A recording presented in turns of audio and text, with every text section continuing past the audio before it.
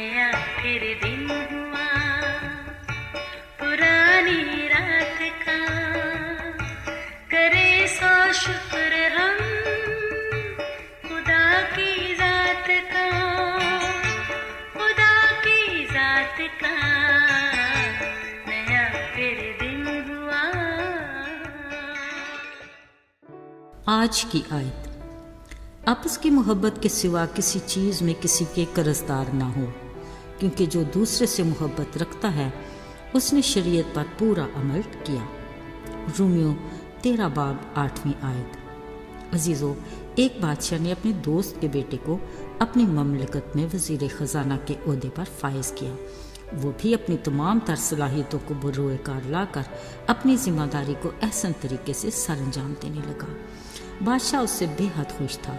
वो दिन रात मेहनत करता ताकि मुल्क तरक्की की राह पर गामज़न हो और वो बादशाह की निगाह में मकबूल हो। मगर हुआ ये कि गुज़रते वक्त के साथ उसने अपने काम में गैर ज़िम्मेदाराना रवैया इख्तियार करना शुरू कर दिया। अब खजाने पर पूरी गिरफ्त ने उसकी नीयत को भी अपनी गिरफ्त में जकड़ लिया। यूं वो दिन ब दिन बदउनवानी और लालच की दलदल में धंसने लगा। बादशाह को जब इस बात का इल्म हुआ, उसने तफ्तीश का हुक्म जारी किया। ये सुनकर वज़ीर ख़जाना को जान के लाले पड़ गए। उसने नहायत चालाकी से हेरा फेरी करके ख़जाने के हिसाब को सीधा करने की कोशिश की, मगर नाकाम रहा। एक रात गश्त करते बादशाह ने देखा उसके दफ्तर की बत्ती रोशन है। वो हाल मालूम करने उसकी तरफ चल पड़ा। देखा हिसाब किताब का रजिस्टर खुला पड़ा है और वो उस पर सर रखे सोया हुआ है। पास गन पड़ी देखकर बादशाह घबरा सा गया। वो न सिर्फ उसकी दोस्त का बेटा था, बल्कि वो खुद उसको बहुत ज़्यादा प्यार करता था। वो जल्दी से आगे बढ़ा तो उसकी नज़र रजिस्टर पर लिखी इबारत पर पड़ी। लिखा था, मेरा भारी कर्ज इसे कौन चुकाएगा। उसे यकीन था कि उसके इस जुर्म की सज़ा यकीनन मौत है, मगर बादशाह को उसके इकरार पर रहम आया। उसने नीचे लिखा, इस कर्ज को मैं चुकाऊंगा, और अपने दस्तखत कर दिए। यूं उसका सारा कर्ज माफ़ हो गया और वो बिल्कुल आज़ाद हो गया। अजीज़ों, अक्सर ये फ़िक्रा बोला और सुना जाता है कि आज मैं अपनी ज़िंदगी के जिस मुकाम पर खड़ा या खड़ी हूँ, अपनी मेहनत काबिलियत की बदौलत हूँ। आम फहम में इसका मतलब ये है कि मेरी कामयाबी में सिवा मेरी अपनी ज़ात के किसी और का अमल दखल नहीं। पर अगर इस फ़लसफ़े को सच की कुठाली में परखा जाए तो एक कामयाब ज़िंदगी के पसी पर्दा बहुत से किरदार कारफरमा होते हैं। मिसाल के तौर पर वालिदैन, उस्ताद, कोई मुखलिस दोस्त या ऐसे मोहसिन जिन्होंने मुख्तलिफ़ तरीक़ों से कामयाबी की सीढ़ी पर चढ़ने में मदद दी हो। सदाकत तो ये है कि ये गोया कर्ज़ की वो अक़साम हैं जिनको किसी तौर पर भी चुकाया तो नहीं जा सकता, फ़कत इसका अज़ाला शुक्रगुज़ारी के रूप में मुमकिन है।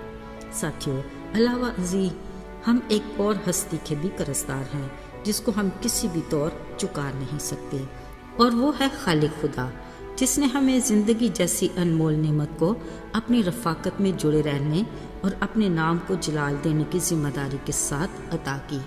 अब इन मकासद की तकमील के लिए हमें खालिक खुदा की मर्ज़ी के मुताबिक कामयाब रूहानी ज़िंदगी गुजारने की ज़रूरत है, मगर अफसोस हम उसकी मर्ज़ी के बरक्स अपने गुनाहों की लंबी फहरिस्त और ख़ताओं के परवाने को लिए अपने खालिक खुदा के मकरूज़ हैं, जिसके अदा न करने के बदले में यकीनन हमारी सज़ा भी मौत है, क्योंकि उसके कलाम का ये फ़ैसला है कि गुनाह की मज़दूरी मौत है। याद रहे, हमें भी खालिक खुदा को अपना हिसाब देना है, मगर हमारे गुनाहों का भारी कर्ज कौन चुकाएगा। अजीज़ों, शुक्र हमारे जलाली बादशाह का, जिसने हमारे इस बड़े सवाल का जवाब कुछ यूँ दिया कि आए थके मांदे और बोझ से दबे लोगों, मेरे पास आओ, मैं तुम्हें आराम दूंगा। यूँ उसने अपने इकलौते बेटे यीशु के लहू से उसकी जान की कुर्बानी देकर हमारे गुनाह के कर्ज को चुका दिया और हमें हलाकत से बचाकर हमेशा की ज़िंदगी का वारिस बनाया। हमें उन बरक़ात से भी नवाजा जिनके हम असल में हकदार ना थे। ये उसके प्यार की इंतहा है कि उसने हमें अपने बेटे बेटियां बनाया और बाप कहने का हक बख्शा। عزیزو یہ سب کچھ اس نے ہمیں عطا کیا۔